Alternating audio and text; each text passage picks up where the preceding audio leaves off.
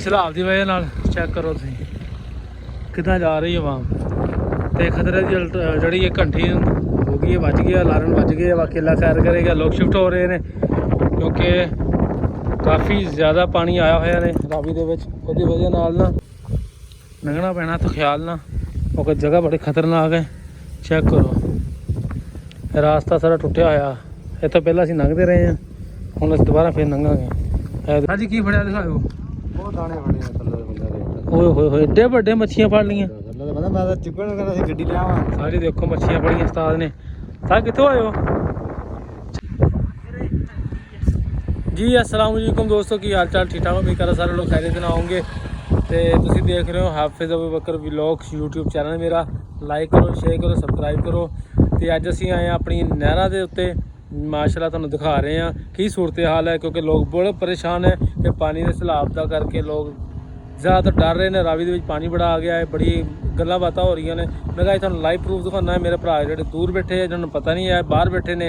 काफ़ी सानूं कमेंट्स आ रहे हैं कि यार तुसीं पानी के बारे वीडियो बनाओ ताकि असीं देखना चाहते हैं की सूरत हाल है। मैं तुहानूं बिल्कुल लाइव दिखाना है।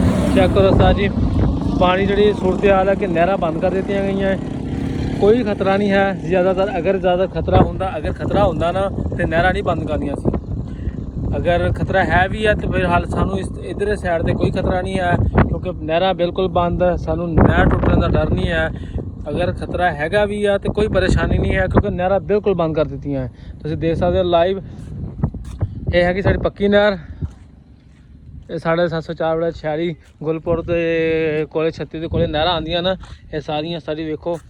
पानी का बहाव तो काफ़ी ज़्यादा है, पर लेकिन देखते हुए पानी ज़्यादा नहर फिलहाल ये जाती तो नहीं कि, फिर भी की पता होंगे मौके की मुनासबत इन्होंने बंद कर दी है नहर। पानी का बहाव तो काफ़ी है, बाकी परेशान होने की कोई ज़रूरत नहीं है। अल्लाह खैर करेगा। दुआ करो कि पानी जोड़ा बिल्कुल सही अपनी रफ्तार के नाल चल रहा है, कोई मसला मसाइल नहीं है। बाकी तो मैं कच्ची नहर से भी लैके जाना, वो भी तुहानूं दिखाना वा। है ही नहीं सी नहर के हुण दोबारा फिर सूरत हाल है कि पानी ज़्यादा आ रहा है, उसदी वजह नाल ज़्यादा पानी नहर दे विच आ गया है। तुसीं देख सकते हो लाइव। पहला नहर सुबह की बिल्कुल बंद पई सी, थोड़ा थोड़ा पानी सीगा, हुण दोबारा पानी चला दिता है। तो हो सकता है खतरा ही बढ़ सकता है। हो सकता है कि शायद पानी कमी होने की वजह नाल छड्ड दिता होवे, ताकि किसानों को पानी की बहुत ज़रूरत है।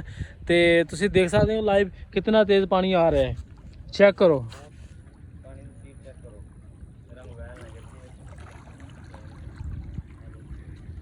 पानी का बहाव ज़्यादा होंदा जाता है। मैनूं लगता दोबारा फिर इन्होंने नहर जिहड़ी चला दी है। ये पक्की नहर, कच्ची नहर तुहानूं दिखाने जाके। लो उस्ताद जी, ये साडा पिंड नूं रोड जाता है। ये 35 के कोले बिल्कुल नहरां साडे पिंड दीयां जिहड़ी मशहूर तर नहरां कच्ची पक्की। इहदे उत्ते खड़े हैं असीं, इहदे उपर असीं खड़े हैं। तुसीं देख सकते हो कच्ची नहर बंद कर दी है। पानी बिल्कुल कम हो गया है, क्योंकि टुटन का बहुत डर सीगा। बिल्कुल भरी भरी चलती सी नहर। हुण सुबह असीं देखिए, कल शाम की बंद हो रही है। आहिस्ता आहिस्ता पानी की कमी हो रही है, तो लोग मच्छियाँ फड़न आए बैठे हैं। अज की सूरत हाल ये है, पानी की टेंशन नहीं लैनी, अल्लाह खैर करेगा। बाकी तुहानूं मैं तो लाइव दिखाना की सूरत हाल। बाकी भी देख सकते हो ऐ सारी नहर इहदे पानी जो खत्म हो गया है, बहुत कमी हो गई। लोग मच्छियाँ फड़ने आए हुए दूरों दूरों। मौसम बड़ा प्यारा है। बाकी अल्लाह अपनी रहमत रखे, बारिश ना हो तो इंशाल्लाह कोई मसला मसाइल नहीं है। बाकी सुबह तुहानूं असीं उधर बड़े दरिया भी दिखावांगे जाके सूरत हाल की है। सुबह असीं इंशाल्लाह उधर भी जावांगे। साडा व्लॉग देखते हो, लाइव शेयर सबसक्राइब करना। एप्पल टूटिया होया, पर ख्याल ना जाना पैना, लंघना पैना तो ख्याल ना, क्योंकि जगह बड़ी खतरनाक है। चेक करो रास्ता सारा टुटिया होया। ये तो पहला असीं लंघते रहे हैं, हुण असीं दोबारा फिर लंघांगे। ये देखो थल्ले बड़ी डूंगी नहर आ। देखो बड़ा पानी का बहाव है, खत्म हो गया है। पहला फुल भरी चलती सी। साजी की फड़िया दिखाओ। बहुत दाने फड़े आ थल्ले बंदे दे। ओए होए होए एडे बड़े मच्छियां फड़ लीਆਂ। पता मैं तो चुक्कण कहंदा सी गड्डी लिआवां। सारी देखो मच्छियां फड़ियां उस्ताद ने। सा कित्थों आए हो? 36 दे भाई हुणी। मैं क्या गड्डी लेके आवां या अगले दे बंदे। ओए होए सारी किन्नी देर च फड़ियां है? दिहाड़ी दी सारी दिहाड़ी दे विच इन्हां ने सारियां मच्छियां फड़ियां। चलो माशाअल्लाह बरकत फरमाए। एक वड्डी आ, ਆ ਗਈ 10 ਕਿਲੋ ਦੀ ਨਾਟ ਇਹ ਦੇਖੋ ਇੱਕ ਆ ਵੱਡੀ ਹੈ, ਇੰਨੀ ਵੱਡੀ ਹੈ ਮੇਰੇ ਕੋਲ ਚੱਕੀ ਨਹੀਂ ਜਾ ਰਹੀ। ਚਲੋ ਜੋ ਵੀ ਆ ਸਹੀ ਆ। ਲੋਕ ਜਾ ਰਹੇ ਨੇ ਸਾਜੀ ਸਮਾਨ ਲੈ ਕੇ ਆਪਣਾ ਯਾਰ, ਕਿਉਂਕਿ ਕਿੰਨੀ ਹੈਗੀ ਲੋਕ ਆਪਣਾ ਮਾਲ ਲੈ ਕੇ ਜਾ ਰਹੇ ਆ ਸਲਾਬ ਦੀ ਵਜ੍ਹਾ ਨਾਲ। ਚੈੱਕ ਕਰੋ ਤੁਸੀਂ ਕਿੱਦਾਂ ਜਾ ਰਹੀ ਆਵਾਮ, ਤੇ ਖਤਰੇ ਦੀ ਜਿਹੜੀ ਇਹ ਘੰਟੀ ਹੋ ਗਈ ਹੈ, ਵੱਜ ਗਿਆ ਅਲਾਰਮ ਵੱਜ ਗਏ। ਬਾਕੀ ਅੱਲਾ ਖੈਰ ਕਰੇਗਾ। ਲੋਕ ਸ਼ਿਫਟ ਹੋ ਰਹੇ ਨੇ ਕਿਉਂਕਿ ਕਾਫੀ ਜ਼ਿਆਦਾ ਪਾਣੀ ਆਇਆ ਹੋਇਆ ਨੇ ਰਾਵੀ ਦੇ ਵਿੱਚ, ਉਹਦੀ ਵਜ੍ਹਾ ਨਾਲ ਨਾ ਲੋਕ ਜਾ ਰਹੇ ਸ਼ਿਫਟਿੰਗ ਕਰਨ ਦੇ ਆ। ਅਸੀਂ ਇਸ ਵੇਲੇ ਖੜੇ ਹਾਂ ਕੱਚੀਆਂ ਪੱਕੀਆਂ ਨਹਿਰਾਂ ਦੇ ਉੱਤੇ, ਤੁਹਾਨੂੰ ਲਾਈਵ ਸੂਰਤ-ਹਾਲ ਦਿਖਾ ਰਹੇ ਹਾਂ। ਲੋਕ ਲੱਗੇ ਹੋਏ ਆ ਮਾਸ਼ਾਅੱਲਾ ਮੱਛੀਆਂ ਫੜਨ। ਬਾਕੀ ਕੁਛ ਹੋਵੇ ਨਾ ਹੋਵੇ ਮੱਛੀਆਂ ਜ਼ਰੂਰ ਪਾਉਣੀਆਂ।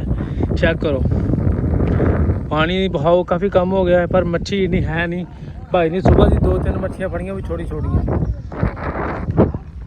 ਹਾਂ ਭਾਈ ਹੁਣੀ ਵੀ ਲੱਗੇ ਆ, ਇਹਨਾਂ ਨੇ ਪਤਾ ਸੁਬਾਹ ਦੇ ਕੀ ਫੜਿਆ ਕਿ ਨਹੀਂ। ਬਹੁਤ ਸ਼ਿਕਾਰ ਕਰ ਰਹੇ ਮੱਛੀਆਂ ਦਾ।